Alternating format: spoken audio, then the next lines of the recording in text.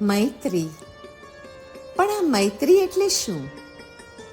મૈત્રી એટલે સર્વ જીવો પ્રત્યે આત્મીયતાનું સંવેદન યા સ્વનો સર્વ જીવોમાં પ્રવેશ, સમાવેશ. અનુભૂતિનું લક્ષણ કે કાર્ય છે જડ પ્રત્યે વૈરાગ્ય કરવું, જીવ પ્રત્યે મૈત્રી અનુભવવી અને ભોગમાં રોગ અને યોગમાં મોક્ષ બુદ્ધિ રાખવી. તે ભગવાનના સિદ્ધાંતોને યથાશક્તિ જીવનમાં ઉતારી તેને સાચવીને ભાવિ પેઢીને વારસામાં આપતા જઈએ તો જ આ જીવનની ઉજવણી સાચી રીતે ઉજવ્યાનો સંતોષ લઈ શકાય. ઉજવણીના પ્રકાર ગમે તે હોય, પરંતુ ઉજવણીનો આત્મા તો કેવળ મૈત્રી તથા કરુણા જ બની શકે. હાસ્ય, રતિ અને કામ એ રાગવેદનીઓનો ઉદય છે. અરતિ, ભય અને શોક એ દ્વેષ મોહનીયનો ઉદય છે. તે સર્વનો નાશ એક મૈત્રી ભાવથી જ શક્ય છે.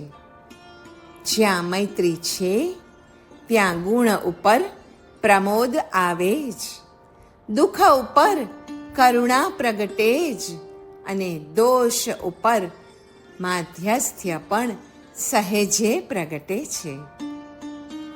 મૈત્રી ગુણો પ્રત્યે પ્રમોદ રૂપ છે.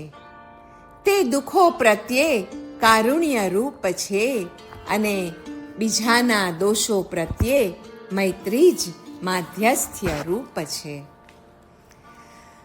દ્રવ્ય ધર્મ અને ભાવ ધર્મ, એમાં ભાવ ધર્મના 4 ભેદ એટલે મૈત્રી, મુદિતા, કરુણા અને માધ્યસ્થ્ય. વૈરથી વૈર શમે ન જગમાં. તૃષ્ણાથી પણ વૈર વધે છે, પણ નિર્વૈર થવા માટે મૈત્રીની ભૂખ જાગવી જોઈએ અને મૈત્રીની ભૂખ જગાવવા માટે વિતૃષ્ણ થવાની આપણને જરૂર છે. કૃષ્ણ આપણે થઈ શકીએ કે નહીં, પરંતુ વિતૃષ્ણ અર્થાત જેના મનમાં કોઈ પણ તૃષ્ણા રહી નથી, તેનો વિનાશ થયો છે, તેવા વિતૃષ્ણ આપણે જરૂર થઈ શકીએ છીએ. પરમાત્માની અસીમ કરુણા, એનો સ્પર્શ બધે જ થાય છે. જગતમાં દુશ્મનાવટ, બુરાઈ, સિતમ અને મૃત્યુ છે, તો બીજી બાજુ નિસ્વાર્થ અને નિર્મળ મૈત્રી પણ છે. આમ જગત અને જીવનની ઘટનાઓ આપણને સ્મરણ કરાવતી હોય છે માત્ર પરમાત્મા અને એમની અસીમ કરુણાનું. જો દુશ્મનાવટ, બુરાઈ, સિતમ અને મૃત્યુ પણ પોતપોતાની રીતે પરમાત્માની કૃપાનો જ અનુભવ કરાવતો હોય, તો નિસ્વાર્થ અને નિર્મળ મૈત્રી તો છે જ પરમાત્માનો વિરલ કૃપા સ્પર્શ જ સાક્ષાત. દાન, દયા, મૈત્રી, મુદિતા તે આચરણના ઉપાય છે અને નામ સ્મરણ, રૂપ દર્શન અને સ્વરૂપ રમણ એ તો ઉપાયના પણ ઉપાય છે અને સાધનના પણ સાધન છે. 4 કશાયો છે ને, ક્રોધ, માન, માયા અને લોભ. એ 4 કશાયના પ્રતિપક્ષી 4 ભાવ એટલે મૈત્રી, મુદિતા, કરુણા અને માધ્યસ્થ્ય. અહિંસાનું મૂળ સ્નેહ છે, તો ક્ષમાનું મૂળ મૈત્રી છે અને તપનું મૂળ ધ્યાન છે. પ્રતિક્રમણ એ ક્ષમાનું કેન્દ્ર છે. સાધનાનું અનિવાર્ય અંગ અને હૃદય શુદ્ધિનું શ્રેષ્ઠ સાધન પણ સવાર સાંજે થતા કર્તવ્યરૂપ પ્રતિક્રમણ છે.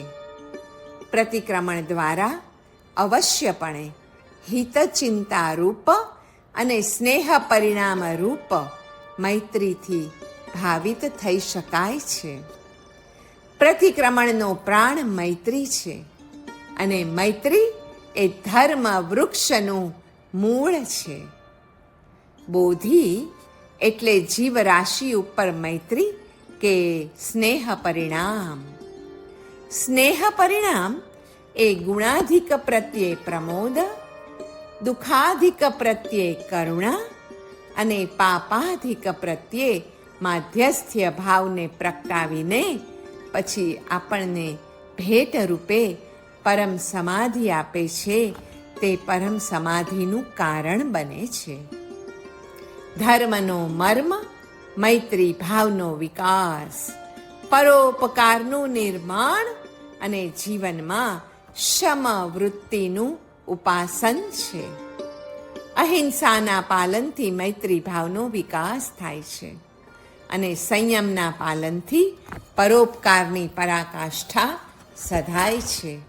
અને પરોપકાર વગર તો મોક્ષનો માર્ગ આગળ ઉઘડતો જ નથી. જીવનમાં આત્મીય ભાવ અને ઉપેક્ષા ભાવ એ બંને જરૂરી છે. આત્મીય ભાવ એટલે મૈત્રી, કરુણા અને મુદિતા. કોઈને સુખી જોઈને સુખનો અનુભવ થાય છે તો તે છે મૈત્રી. અરે કોઈને દુઃખી જોઈને એવા જ દુઃખનો જો અનુભવ થવો અને એને માટે કંઈક કરી છૂટવું અથવા કરવાની પ્રેરણા થવી તે છે કરુણા.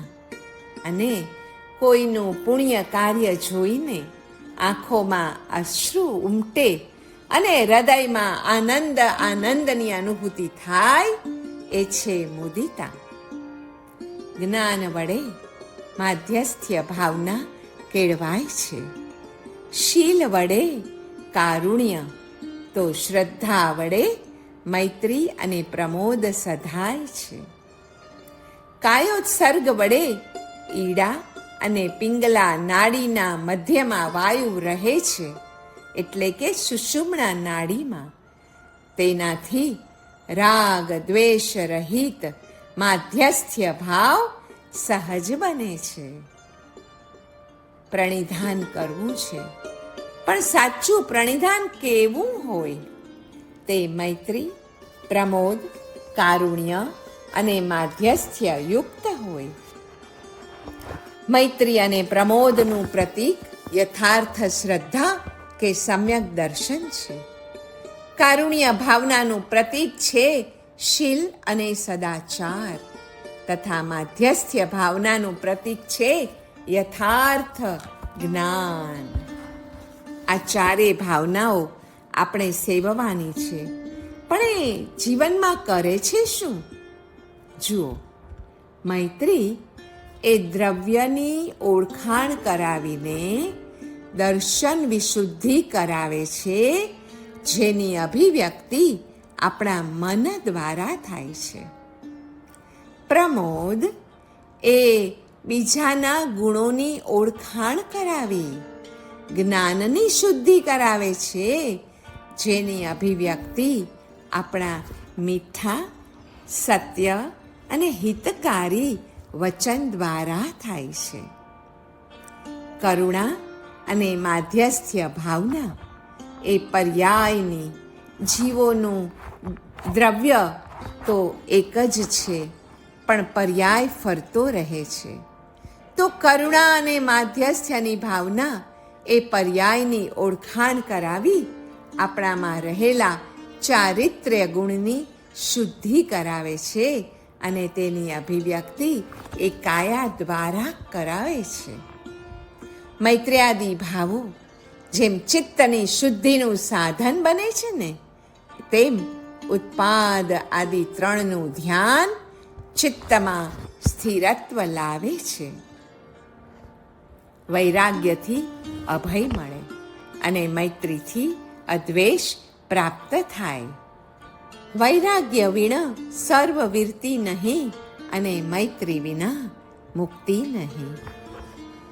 વૈરાગ્ય કેળવવા માટે જીવનની હર ક્ષણે મૃત્યુ આપણી સામે રહેવું જોઈએ અને મૈત્રી કેળવવા માટે ભવ ભ્રમણનો વિચાર સતત જાગૃત રહેવો જોઈએ.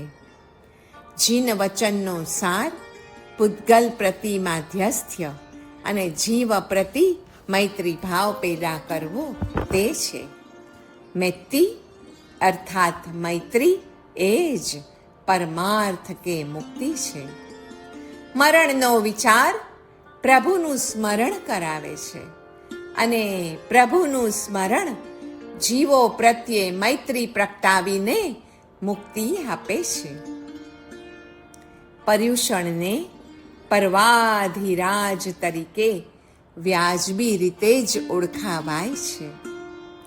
પર્વને અંતે આવતા સંવત્સરી દિને સૌ કોઈ એકબીજાને ક્ષમા આપીને મૈત્રીની નવી ગાંઠ બાંધે છે. મિચ્છામિ દુક્કડમ કહીને મૈત્રીનું નવું વર્ષ શરૂ કરે છે.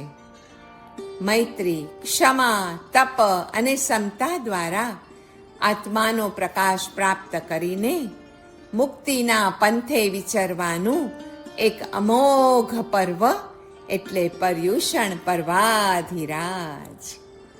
મૈત્રી, પ્રમોદ, કારુણ્ય અને માધ્યસ્થ્ય એ પુણ્યની જનની છે, પુણ્યની માતા છે. પરમેષ્ઠી નમસ્કાર એ મૈત્ર્યાદિ ભાવનો પોષક છે અને પરિણામની વિશુદ્ધિ એ મૈત્રી, પ્રમોદ અને કરુણા ઉપરાંત માધ્યસ્થ્ય આદિ છે. મૈત્રી વડે જીવો વચ્ચે અભેદ, વૈરાગ્ય વડે જીવો વચ્ચે ભેદ અને ગુણ અને ગુણી વચ્ચે ભેદાભેદ એ ત્રણ સ્થિતિનું ધ્યાન અનુક્રમે નિર્મળતા, સ્થિરતા અને તન્મયતા ઉપજાવીને પછી કર્મનો ક્ષય કરાવ્યા કરે છે. મા કાર્ષિત કોપી પાપાની મા ચ ભૂતકોપી દુઃખિતઃ મુચ્યતામ જગદપ્યેષા મતિર્મૈત્રી નિગદ્યતે. અર્થાત કોઈ જીવ પાપ ન કરો, કોઈ જીવ દુઃખી ન થાઓ અને આખું જગત મુક્ત થાવો, આવી બુદ્ધિ તે મૈત્રી કહેવાય છે. મૈત્રી ભાવ મિથ્યાત્વને તોડે છે, દર્શન મોહનું નિવારણ કરે છે અને અનંતાનુબંધી કશાયને પણ મૈત્રી ભાવ જ નિર્મૂળ કરે છે. મૈત્ર્યાદિ 4 ભાવના ક્ષાંત્યાદિ 10 ઉત્તમ ધર્મોનું બીજ છે. તે 10 ધર્મો સંવર, નિર્જરા અને મોક્ષ તત્વના બીજ છે. અભ્યાસ મૈત્રીનો કરવો, વૈરાગ્ય વિષયોનો કરવો અને નિરોધ આચારનો. ચંદનની જેમ મૈત્રી ઘસાવા છતાં સુવાસ જ આપે છે. અંગ પૂજામાં જગન્ય અંગ પણ પૂજનીક છે. અંગના અવયવો પરસ્પર સહાયક છે અને એકબીજાને નભાવી લે છે. તે અનુક્રમે કરુણા અને માધ્યસ્થ્ય ભાવના સૂચવે છે. મૈત્રી અને કરુણા એટલે રેવરન્સ ફોર લાઈફ. બસ એ જ આ જગતને હિંસામાંથી બચાવી શકે તેમ છે. અહિંસા ધર્મી વ્યક્તિ ભાવનામાં ભલે વિશ્વ મૈત્રીનો ઉપાસક હોય, પરંતુ આચરણમાં તેને દેશ અને કાળના ભેદને સ્વીકાર્યા વિના ન ચાલે. કશાયનો જય કરવા પ્રતિપક્ષ એવા મૈત્ર્યાદિ ભાવોનો અભ્યાસ દિન પ્રતિદિન ક્ષણથી ક્ષણ વધતો રહેવો જ જોઈએ. મૈત્ર્યાદિ ભાવો ચિંતવવાથી કશાયોની શક્તિ ધીમે ધીમે આપમેળે જ ઘટતી જાય છે. આપણને એમ થાય કે મારામાં ક્રોધ બહુ છે, કેમ ઘટાડવો? તો બસ મૈત્ર્યાદિ ભાવોનું ચિંતન કરવું, તેનું અનુકરણ કરવું, કેમ કે તેમાં ચેતન તત્વના ગુણોનું ચિંતન પ્રધાન છે. જીવનું અંતરંગ લક્ષણ છે સ્વની સાથે સંબંધ રાખનારું, અને જીવનું બહિરંગ લક્ષણ છે સ્વભિન્ન એવા સર્વ જીવોની સાથેનો સંબંધ બતાવનારું છે. આ બહિરંગ લક્ષણ વાક્ય તે સકલ પુણ્યની માતા છે. મૈત્રી, મુદિતા, કરુણા આદિ ભાવોની ઉત્પત્તિ તેમાંથી જ છે. જેવું આર્ત ધ્યાન યા અશુભ ધ્યાન અટકે ને કે સત્વરે મૈત્રી, પ્રમોદ, કારુણ્ય અને ઉપેક્ષા રૂપી ચારે ભાવનાઓ આપોઆપ તે જગ્યા લઈ લે છે અને મનમાં ટપોટપ તેઓ આવીને બેસી જાય છે. સકલ માનવગણ અને પ્રાણી માત્ર ઉપર વાત્સલ્ય તેમજ દયાદી ભાવોનું પૂર એ પછી તો અંતઃકરણમાં વહેતું જ રહે છે, વહેતું જ રહે છે.